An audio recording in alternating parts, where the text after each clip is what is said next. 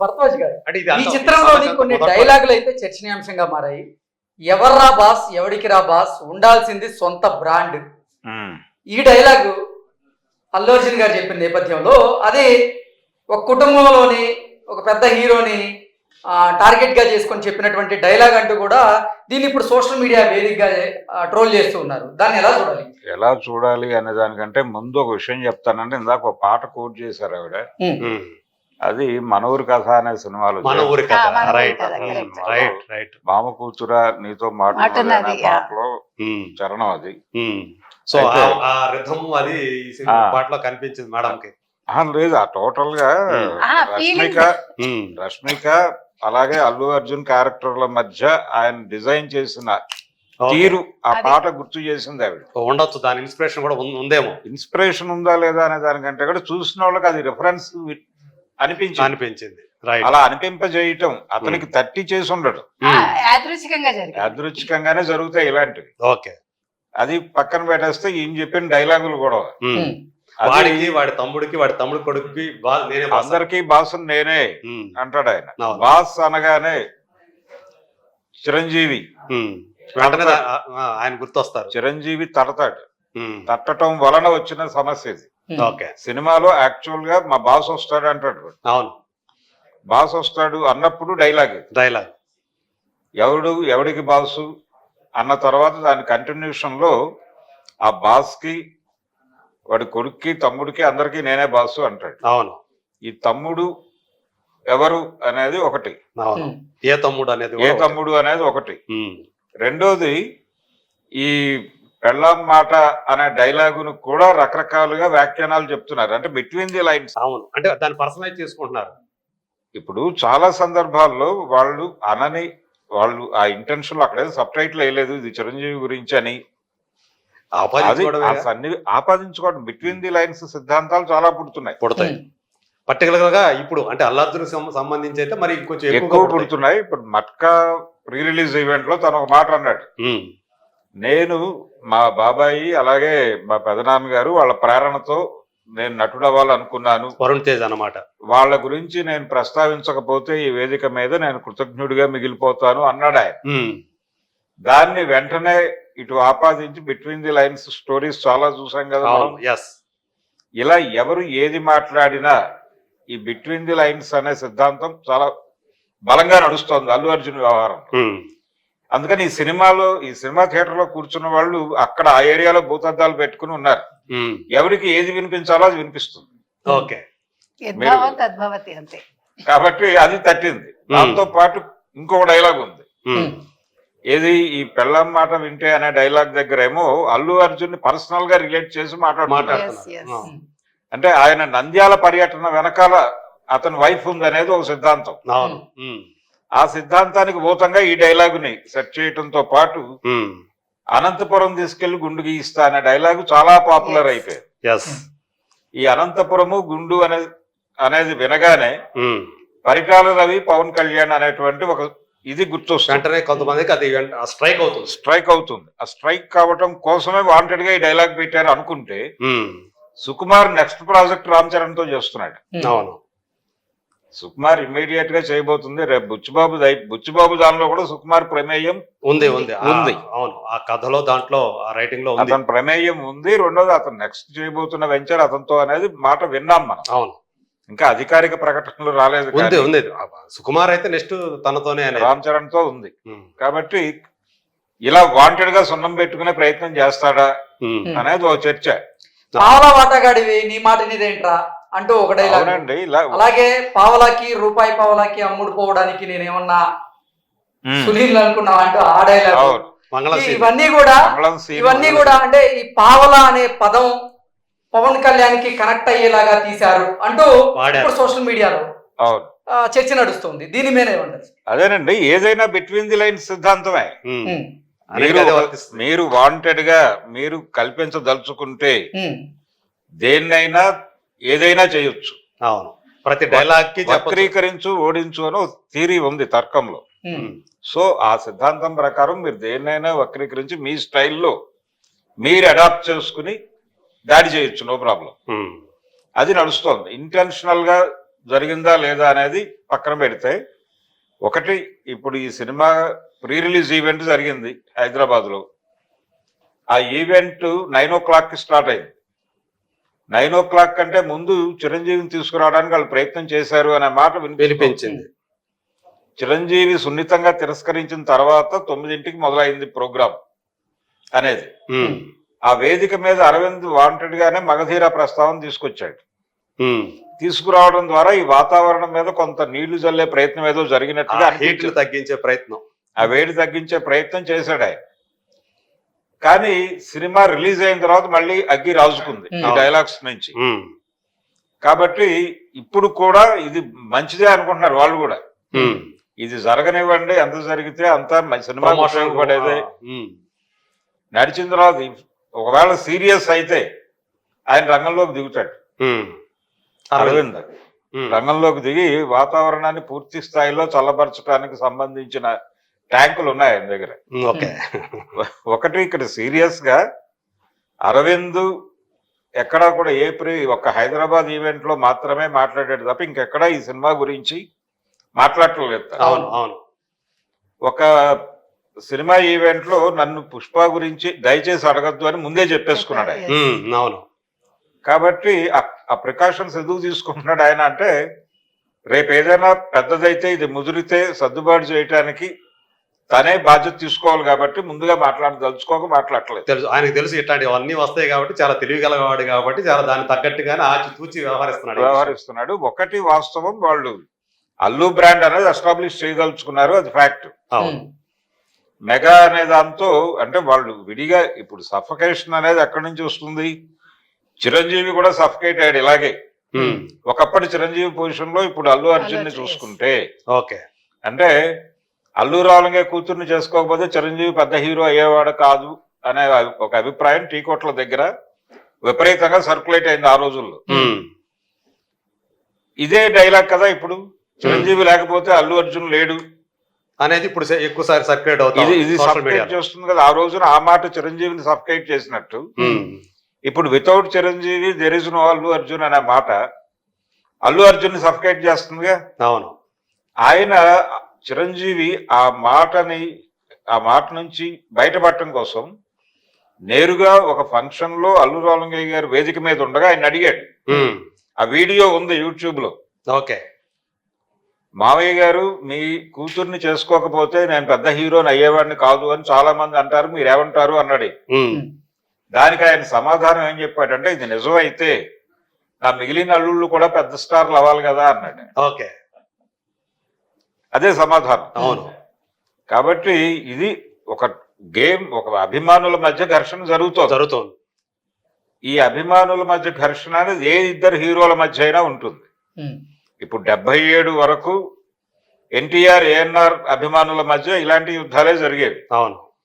77 తర్వాత నాగేశ్వరరావు గారు రేస్ లోంచి తప్పుకున్నాడు, కృష్ణ గారు వచ్చారు, కృష్ణ గారు ఎమర్జ్ అయ్యాడు ఆ ప్లేస్ లోకి. ఎన్టీఆర్ కృష్ణ అభిమానుల మధ్య ఘర్షణాత్మక వైఖరి నడిచింది ఆ 4 ఏళ్ళు. అవును, 81 దాకా నడిచింది. తర్వాత చిరంజీవి కృష్ణ అభిమానుల మధ్య యుద్ధాలు జరిగినాయి. అందులో ఒక కృష్ణ అభిమాని చనిపోయాడు. విజయవాడలో కళ్యాణ్ చక్రవర్తి థియేటర్ దగ్గర జరిగిన ఒక ఫ్యాన్ వార్ లో ఒక సైకిల్ షాప్ ఉంది, అక్కడ గాలి కొట్టే పంపు తీసుకుని కొట్టేశాడు చిరంజీవి ఫ్యాన్. ఒక కృష్ణ అభిమాని తల మీద కొడితే చచ్చిపోయాడు స్పాట్ లో. అది కేసు అయింది. అదే ఆ స్థాయిలో ఉండే అప్పట్లో కేసు అయింది. ఇప్పుడు కొరియర్ కంపెనీ నడుపుతున్నటువంటి శేఖర్ అనే అతను ఆ కేసులో జైలుకి వెళ్ళి వచ్చాడు. చిరంజీవి ఫ్యాన్. కాబట్టి ఫ్యాన్ వార్ గారే చూడాలి దీన్ని, కుటుంబ యుద్ధంగా చూడాల్సిన అవసరం లేదు. ఓకే, మీరేమంటారు మల్లికార్జున గారు? సో ఇది ఈ డైలాగ్స్ కానీ అంటే దీన్ని ఇంపాక్ట్ అనేది ఫ్యాన్స్ మధ్య ఈ విధంగా నడుస్తూ ఉంది, ఒక నెగిటివ్ సైడ్లోకి వెళుతూ ఉంది. ఇది నిజంగా అంటే చాలా మంది ఏంటంటే ఇది వస్తాయో తెలుసు వీళ్ళకి, ఇలాంటి మనం మాట్లాడినప్పుడు పవన్ కళ్యాణ్ గారి గురించో లేకపోతే చిరంజీవి గారి ఫ్యామిలీకి సంబంధించో ఏదైనా సరే ఇట్లాంటి ఒక తీస్తారు, బయట తీసి మాట్లాడతారు అనేది యాక్చువల్గా ఆ మైండ్లో కనుక ఉంటే ఇలాంటి రావు అనేది కూడా ఆ మాటలు వాడరు. పావలనే మాట వాడరు, బాస్ అనే మాట వాడరు, ఆడికి ఆడి తమ్ముడికి కొడుకి నేనే బాసుని అని చెప్పేసి ఆ మాటలు వాడరు అనేది ఒకరు నడుపుతూ ఉన్నటువంటి అంటే సోషల్ మీడియాలో కనిపిస్తుంటాయి మనకి. దీన్ని మీరు ఎలా చూస్తారు మీరు? సో ఇది ఒకటి స్టోరీ రైటింగ్ అప్పుడు మనకి కిక్ ఇచ్చే డైలాగులు మీద ఫోకస్ జరుగుతూ ఉంటుంది. అలా రాసినప్పుడు కొన్ని యాదృచ్ఛికంగా మ్యాచ్ అవుతూ ఉంటాయి. వాటిని మనం అవాయిడ్ చేయొచ్చు లేదా కంటిన్యూ చేయాలనే డెసిషన్ అనేది డైరెక్టర్ కి ఉంటుంది. కన్విక్షన్ ఆయనకే ఉంటుంది. ఆయనకే ఉంటుంది. ఆయన అక్కడ డెసిషన్ ఎట్లా తీసుకోవచ్చు అంటే ఇది కాంట్రవర్సీ వెళ్తుంది, అగ్రి వస్తుంది, కిక్ వస్తుంది అంటే మనోళ్ళే కదా వీళ్ళందరూ, వాళ్ళకి సారీ చెప్పొచ్చు, లేకపోతే ముందే ఫోన్ చేసి ఇట్లా రాశాము అని చెప్పి కూడా వాళ్ళు కన్వే చేయొచ్చు. వాళ్ళు బానే ఉంటారు. ఇక్కడ వచ్చేది మన గ్రౌండ్ లెవెల్లో ఫ్యాన్స్ మధ్య జరుగుతూ ఉంటది. ఇప్పుడు దాని రిజల్ట్ ఏమైందంటే ఇది యాక్చువల్ గా ఎక్స్ట్రాడినరీ ఫిల్మ్. మన అల్లు అర్జున్ విశ్వరూపం చూపించాడు. క్లైమాక్స్ ఫైట్స్ కనుక చూస్తే ఏ ఫైట్ చూసినా గానీ పీటర్ హెయిన్ గానీ డ్రాగన్ ప్రకాష్ వాళ్ళు ఎక్స్ట్రాడినరీగా అసలు కొత్త ఫైట్స్ డిజైన్ చేశారు. విశ్వరూపం అందులో ఏంటంటే తలకు ముసుగేసుకొని చేతులు కట్టేశారు, ఇందులో కాళ్ళు కూడా కట్టేశారు, కాకపోతే ముసుగు మర్చిపోయారు ఇక్కడ. సో ఇక్కడ ఒక పాయింట్ ఏంటంటే దీనికి మన పుష్ప దానికి మీరు లైక్స్ కనుక చూస్తే మన బుక్ మై షోలో 2 మిలియన్ క్రాస్ అయిపోయాయి. ఇంట్రెస్ట్ అంటే ఆ సినిమా మీద ఇంట్రెస్ట్ రికార్డు. రెండోది ఇంకో రికార్డు కూడా ఉంది. పర్ అవర్ మీకు ఆల్మోస్ట్ 98,000 లక్ష దాటింది. పర్ అవర్ లక్ష వెళ్ళాయి. అది హైయెస్ట్. జస్ట్ అది కూడా రికార్డే. సో ఇక్కడ కమింగ్ టు అదర్ పాయింట్ అంటే దీనికి అవుట్ స్టాండింగ్ రేటింగ్ రావాలి. ఏ 9.5 లేకపోతే అబోవ్ రావాలి. సినిమా నచ్చితే 10/10 వేసేస్తున్నారు. ఇప్పుడు ఇప్పుడేమి మెజర్ చేయట్లేదు. వేరే జనరల్ గా వెబ్సైట్ రివ్యూస్ లాగా 3.5 కన్నా ఎక్కువ. ఈవెన్ ఆస్కార్ వచ్చినా వాళ్ళు వాళ్ళ లైఫ్ లో 5 వేయరు. కానీ బుక్ మై షోలో సినిమా నచ్చితే 10/10 వేసేస్తారు. సో దీనికి అవుట్ స్టాండింగ్ రేటింగ్ కావాలి. కానీ ఈ డైలాగ్ కారణంగా మీకు నెగిటివ్ రివ్యూస్ స్ప్రెడ్ చేయడం. అంటే ఈ ఫ్యాన్స్ ఎవరైతే ఉన్నారో మెగా ఫ్యాన్స్ అనేవాళ్ళు దీనికి మెగా అభిమానుల మధ్య అల్లు కుటుంబం మధ్య ఒక కోల్డ్ వార్ అయితే నడుస్తూ ఉంది అల్లు అర్జున్ ఫ్యాన్స్ మధ్య అని చూస్తూ ఉన్నాం. అలాగే మొదటి రోజు నుంచి కూడా అంటే సినిమా రిలీజ్ అయిన నిన్నటి నుంచి మొన్న ప్రీమియర్ షో నుంచి కూడా కొంతమంది బయటకు వస్తున్నారు. నెగిటివ్ టాక్స్ స్ప్రెడ్ చేసేందుకు చాలా మంది ప్రయత్నాలు చేస్తూ ఉన్నారు. వాస్తవానికి జెన్యూన్ గా డిజర్వింగ్ ఏంటంటే అసలు నెగిటివ్ మాట్లాడాల్సిన అవసరం లేదు ఈ సినిమా గురించి. ఎందుకంటే అందులో అన్ని ఎక్స్ట్రాడినరీ హై మూమెంట్స్ ఉన్నాయి. మీరు కామన్ ఆడియన్స్ అయితే విజిల్స్ వేస్తూనే ఉన్నారు. వాళ్ళకి అసలు రైట్ టైం లో మూమెంట్స్ వస్తున్నాయి, విజిల్స్ అంటే కొత్తదనం సినిమాలో అసలు కొత్తదనం ఏముంది అనే వాళ్ళకి మీరు ఇచ్చే సమాధానం ఏంటి?